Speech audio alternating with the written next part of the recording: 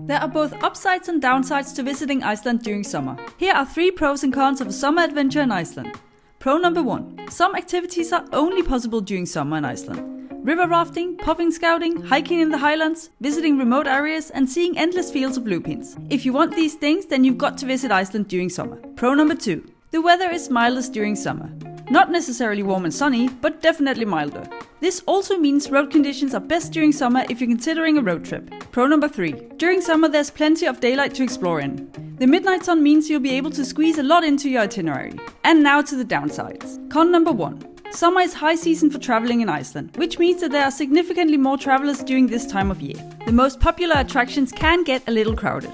Con number 2. Since demand for rental cars and accommodation is high during summer, so are the prices. You'll find that a trip to Iceland is more expensive during summer. Con number 3. You can't see northern lights during summer. The sky simply doesn't get dark enough for you to observe it. You also won't be able to visit the natural blue glacier ice caves during summer. However, the Black Katla ice cave can be visited all year round. Hopefully this was helpful. Let us know in the comments if you have any questions about the pros and cons of visiting Iceland during the summer.